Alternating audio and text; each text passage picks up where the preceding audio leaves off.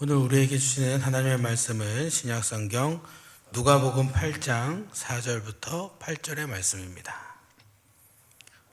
신약성경 누가복음 8장 4절부터 8절까지의 말씀입니다. 우리 하나님의 말씀을 한 목소리로 같이 보도록 하겠습니다.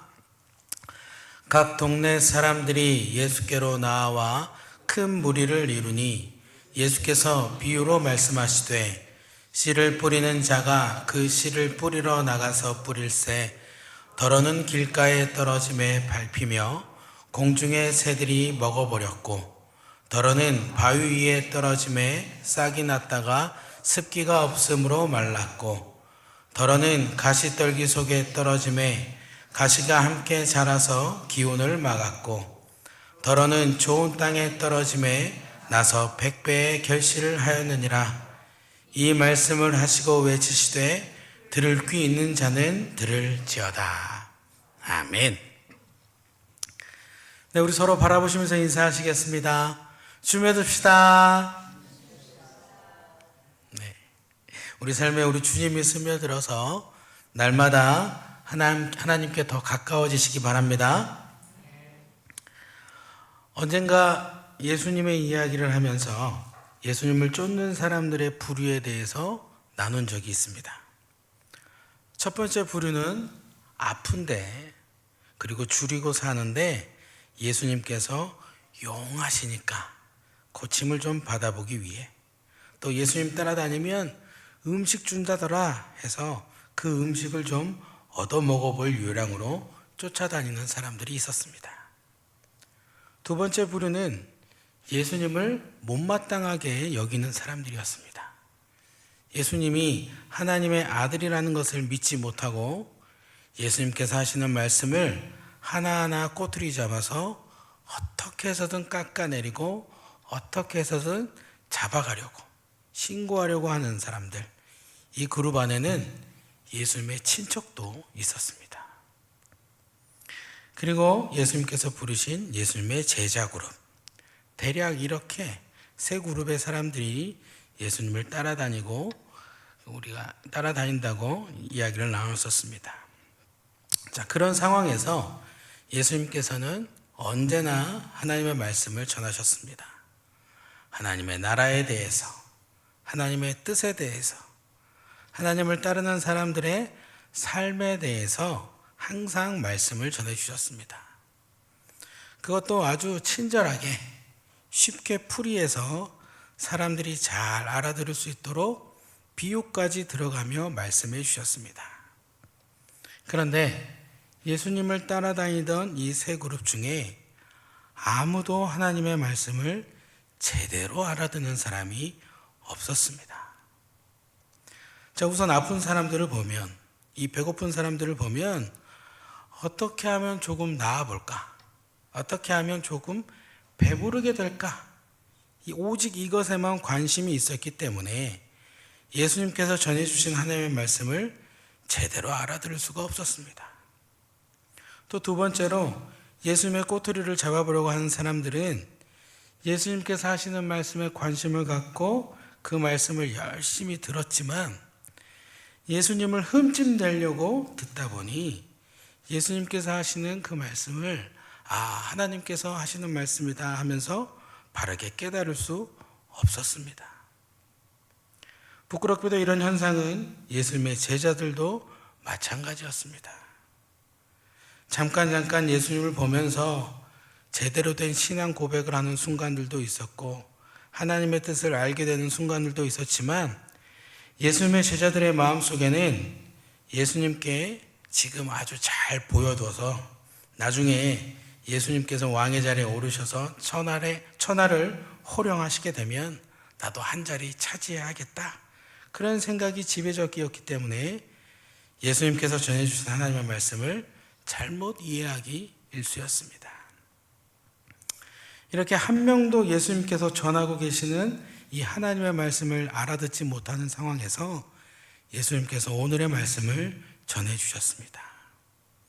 오늘 우리가 읽은 이 누가복음 말씀 참 많이 들어보신 말씀일 겁니다. 4가지 땅에 떨어진 씨 비유. 마가복음에서는 씨 뿌리는 자의 비유라고 하면서 하나님의 말씀을 들었을 때 그 말씀을 들은 사람들이 어떤 반응을 해야 하는가를 이야기해 주고 있는 말씀입니다. 길가, 돌밭, 가시떨기, 좋은 땅. 이 비유를 말씀해 주시고 한마디 딱 하십니다. 들을 귀 있는 자는 들을지어다. 이 네 가지 땅 이야기는 하나님 말씀을 들을 때의 사람들의 자세에 대한 이야기였습니다. 땅에 떨어진 씨앗은 하나님 말씀을 표현합니다. 이 하나님의 말씀이 길가의 마음, 돌밭, 가시떨기, 좋은 땅의 마음을 가진 사람들에게 똑같이 뿌려집니다. 같은 하나님의 말씀이지만 각자의 마음에 따라 하나님의 말씀이 다르게 작용합니다.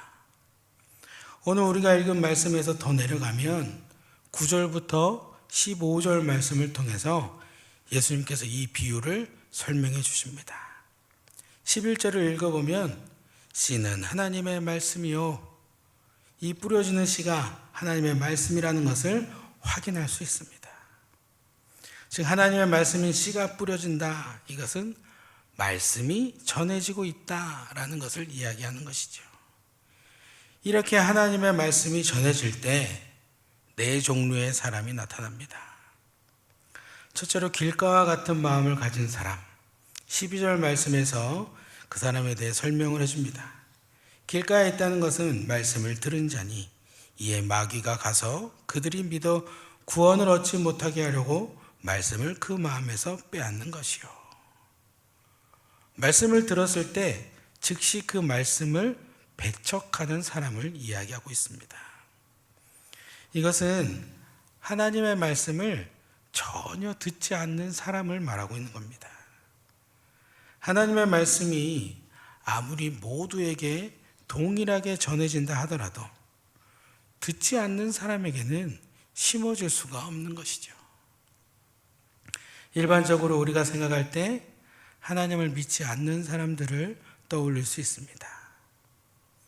그런데요, 하나님의 말씀을 듣지 않는 사람은 우리 안에도 있습니다. 이 교회 안에도 있습니다. 예배 시간, 말씀 시간에 귀로 듣기는 들어도 전혀 새기지 않는 사람들, 한 귀로 듣고 한 귀로 흘린다고 하죠. 말씀에 대한 아멘 없이 그저 앉아만 있는 부류의 사람들입니다. 그리고 그 사람들은 대부분 이렇게 이야기합니다. 이론과 실제는 달라. 둘째로 바위와 같은 사람들의 마음이 있습니다.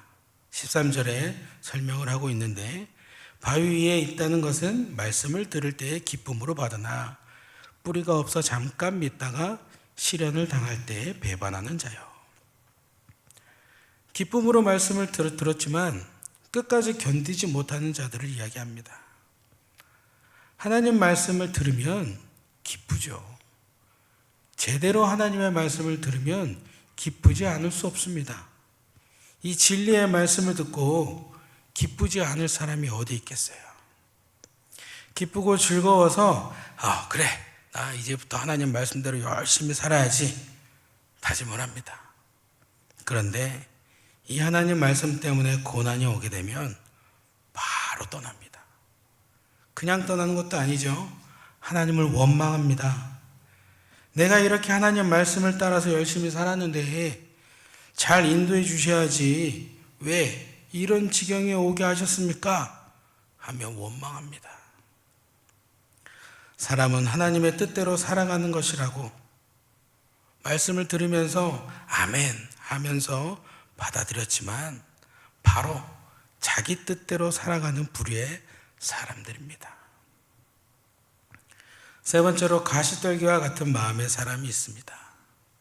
14절 말씀에서 설명을 해주는데 가시떨기에 떨어졌다는 것은 말씀을 들은 자이나 지내는 중 이생의 염려와 재물과 향락의 기운이 막혀 온전히 결실하지 못하는 자요. 복음을 들은 후 많은 유혹으로 갈등하는 자들을 이야기합니다. 요즘 은사가 나타나는 교회가 많이 있습니다. 그런데 그 은사가 나타난다라고 해서 교인들이 많지는 않습니다. 그 이유를 살펴봤더니 은사가 있기 위해 기본적으로 지키며 살아야 하는 하나님 닮은 거룩한 삶이 너무 부담스러워서 사람들이 점점 안 나가고 좀 그냥 편하게 나갔다가 예배 때 잠깐 나갔다가 집에 왔다가 할 수 있는 교회를 찾아간답니다. 하나님 앞에 바른 삶을 살아가는 것이 부담스러워서 사람들이 그 교회를 가지 않아 은사가 많이 일어나고 하나님의 일들을 많이 행함에도 불구하고 사람들이 별로 나가지 않는다고 합니다.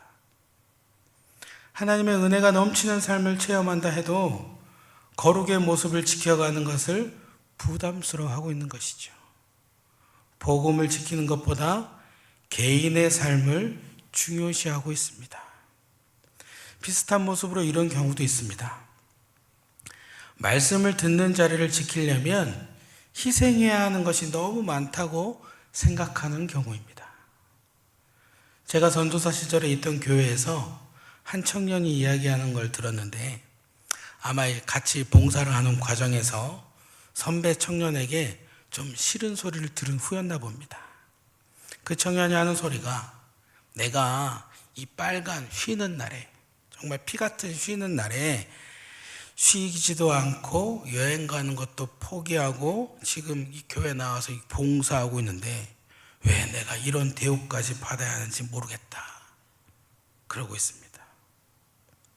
하나님께 예배 드리는 자리라는 것을 알고 봉사 역시 하나님께서 주신 거룩한 일이라는 것을 알고 있음에도 아니 항상 그렇게 말을 하고 있음에도 불구하고 대우받기 바라고 삶의 최고 우선순위가 예배 드리는 것이 아닌 사람들, 이런 사람들이 바로 가시떨기의 마음을 가지고 있는 부류의 사람들입니다. 마지막으로 좋은 땅의 마음을 가지고 있는 사람들이 있죠. 15절 말씀을 보면 좋은 땅에 있다는 것은 착하고 좋은 마음으로 말씀을 듣고 지키어 인내로 결실하는 자니라. 잘 알고 있는 마음이죠. 더 설명할 필요 없이 복음 듣고 받아들이고 올바르게 살아가는 사람들입니다. 이는 우리가 추구해야 할 사람의 마음가짐이고 우리가 언제나 가지고 살아가야 되는 모습입니다. 이 좋은 땅의 마음은 열매를 맺죠. 우리 기도할 때마다 자주 하는 말 30배, 60배, 100배. 이는 그저 숫자로 환산하기 위한 숫자가 아니라 많은 열매를 맺게 된다는 의미를 내포하고 있습니다. 이 네 가지 마음 중에 유일하게 이 좋은 땅 한 마음만 열매를 맺게 된다라는 것을 우리는 볼 수 있습니다. 하나님의 말씀은 누구에게나 똑같이 뿌려지지만 듣는 사람의 마음의 자세에 따라서 그 말씀의 작용이 달라지는 것을 봤습니다. 예수님께서 하신 말씀, 들을 귀 있는 자는 들으라. 오늘 이 말씀을 통해 마음을 좋은 땅으로 만들어라.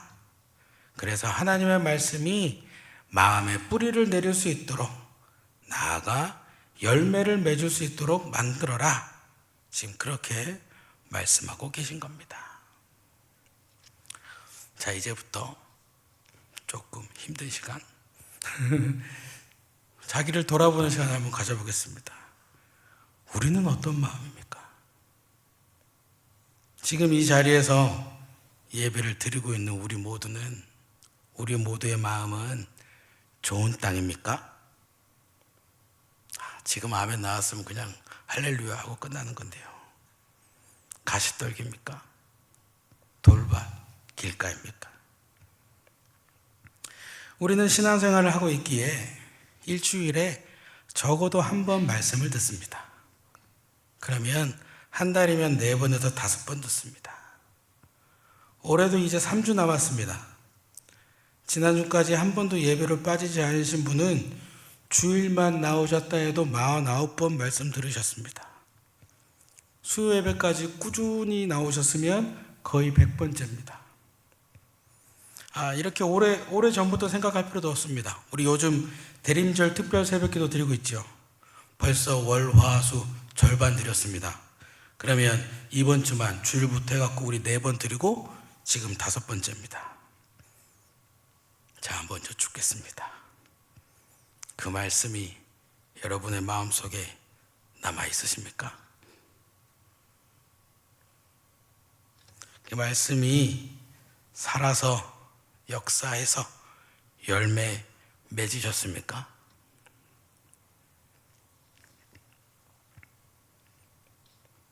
아멘을 바랬는데요. 우리는 이제부터 하나님의 말씀이 날마다 우리가 들을 때마다 열매 맺을 수 있도록 우리의 마음을 좋은 땅으로 만들어야 할 것입니다. 그러면 어떻게 우리 마음을 좋은 땅으로 만들 수 있을까요? 우선 가시떨기와 같은 마음을 보죠. 가시떨기와 같은 마음, 뭐 하면 될까요? 가시떨기를 뽑으면 되겠죠. 가시떨기들을 다 뽑아버리면 좋은 땅이 될 수 있을 겁니다. 가시떨기를 우리가 앞에서 얘기하면서 뭐라고 얘기했습니까? 이생의 염려와 재물과 향락의 기운이라고 했습니다. 이 모든 것들을 버리는 것을 통해 좋은 땅으로 만들어야 할 겁니다. 그러면 이런 염려, 유혹, 욕심을 떨쳐버리는 방법은 무언가?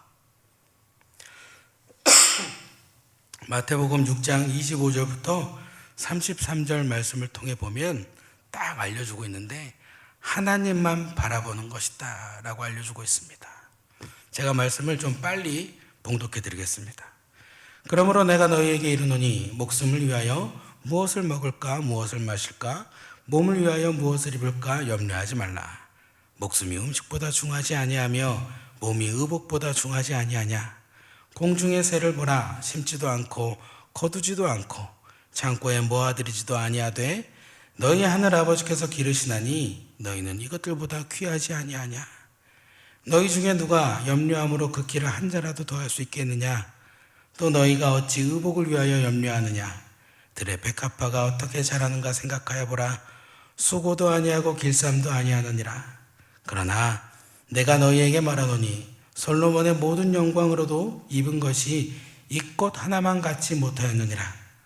오늘 있다가 내일 아궁이에 던져지는 들풀도 하나님이 이렇게 입히시거든 하물며 너희일까 보냐. 믿음이 작은 자들아. 그러므로 염려하여 이르기를 무엇을 먹을까 무엇을 마실까 무엇을 입을까 하지 말라. 이는 다 이방인들이 구하는 것이라. 너희 하늘아버지께서 이 모든 것이 너희에게 있어야 할 줄을 아시느니라. 그런즉 너희는 먼저 그의 나라와 그의 의를 구하라. 그리하면 이 모든 것을 너희에게 더하시리라. 아멘. 먼저 하나님 나라, 하나님의 의 구하면 그 하나님만 바라보면 모든 것을 책임져 주신다는 이 말씀을 의지할 때 우리 마음속에 있는 가시떨기들, 염려와 재물과 향락의 기운들 다 떼어버리고 우리의 마음이 하나님의 말씀을 받을 수 있는 좋은 땅으로 변화될 것입니다. 자, 두 번째로 돌밭과 같은 마음. 네, 마찬가지죠. 돌을 치워야 합니다. 그리고 그 돌을 치운 자리를 흙으로 채워야 할 것입니다. 이 돌밭 무엇이라고 얘기했습니까? 시련을 당할 때 배반한다 그랬습니다. 마가복음 말씀에서는 환난이나 박해가 일어날 때 넘어진다 말했습니다. 이런 환난이나 박해가 일어날 때 넘어지지 않는 방법, 그것은 성도의 신앙을 지키는 것입니다. 쉽게 찬송가 336장 보면은 그게 환난과 핍박 중에도인데요. 그 가사를 보면 환난과 핍박 중, 제가 원래 굉장히 음을 잘 맞추는데 목이 좀 그렇게 돼가지고 성도는 신앙 지켰네 이 신앙 생각할 때에 기쁨이 충만하도다. 성도의 신앙 따라서 죽도록 충성하겠네.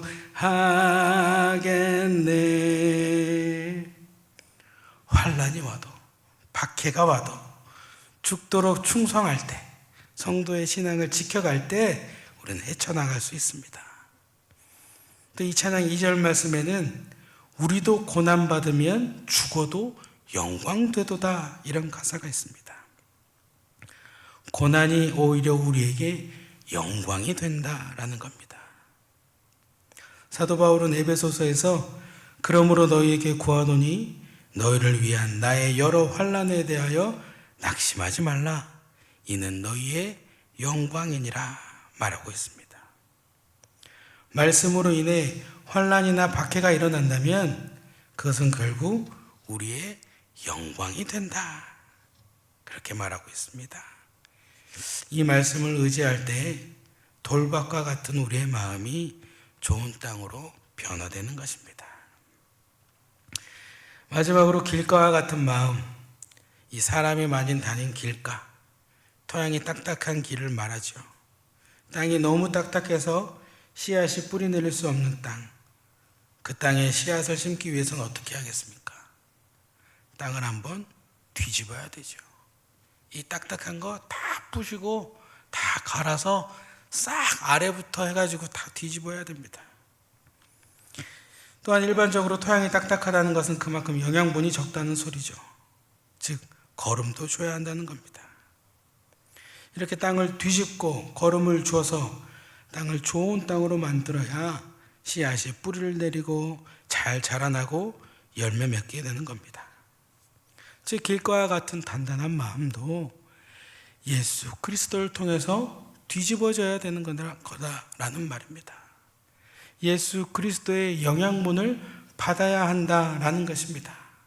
즉 이것은 하나로 요약을 하면 예수님을 만나야 한다라는 겁니다. 그것도 그냥 예수님이 아닙니다. 바로 부활하신 예수님을 만나야만 하는 겁니다. 이 부활하신 예수님을 만났을 때 우리의 마음은 온전하게 뒤집힐 수 있는 것입니다. 또한 참 영양분을 받을 수가 있게 되는 겁니다. 그래서 좋은 땅이 되는 것이지요. 사도행전 9장 말씀을 보면 소명을 받는 사도 바울의 이야기를 볼 수 있습니다. 이 사도 바울은 교회를 박해하던 사람이었습니다. 그리고 그렇게 교회를 박해하며 살아가는 모습이 하나님의 뜻대로 살아가는 삶이라고 생각했습니다. 스데반 집사가 순교할 때 그 앞장서 있었던 사람이 바로 사도 바울입니다.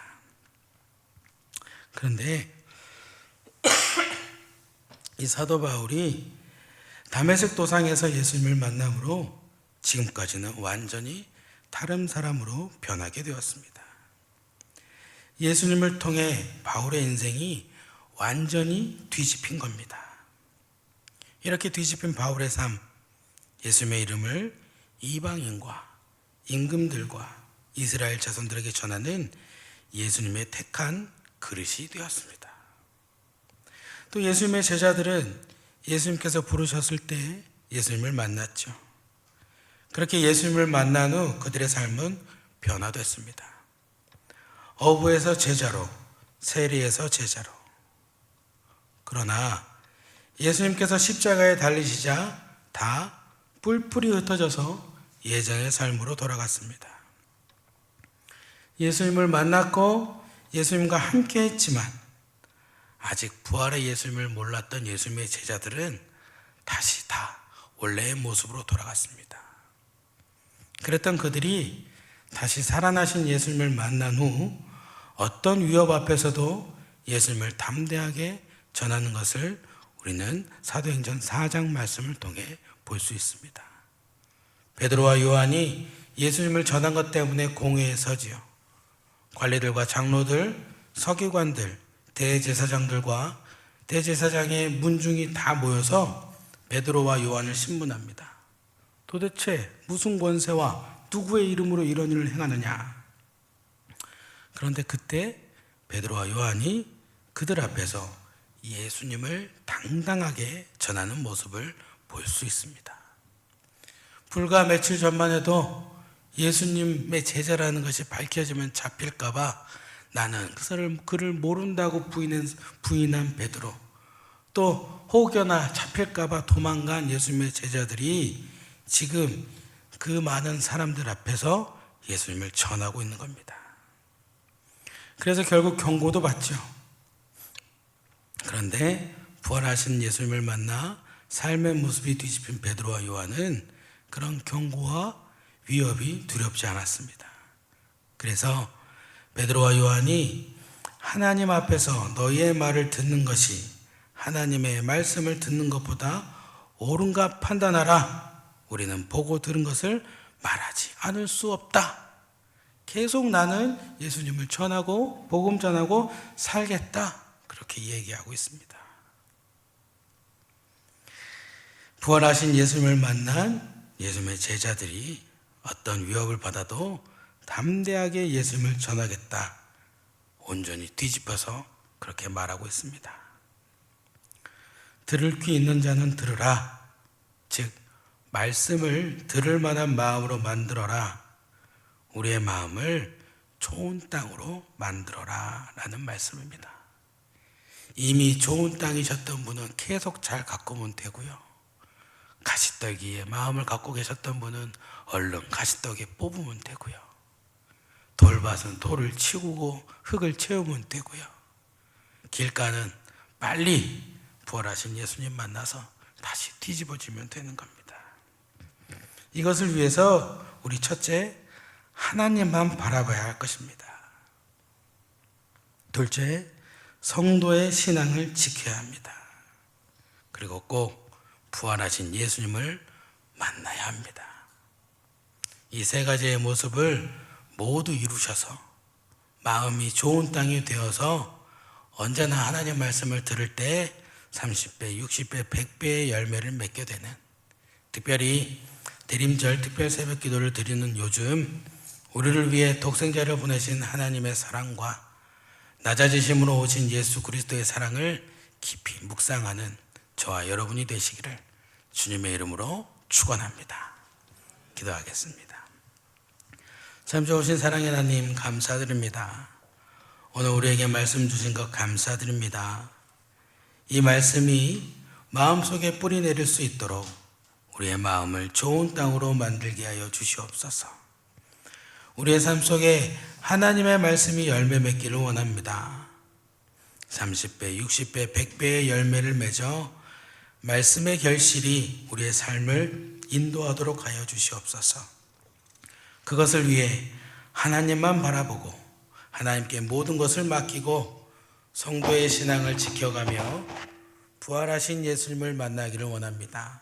역사하여 주시옵소서. 감사드립니다. 예수님의 이름으로 기도드립니다. 아멘. 주신 말씀 기억하시면서 정결한 마음 주시옵소서.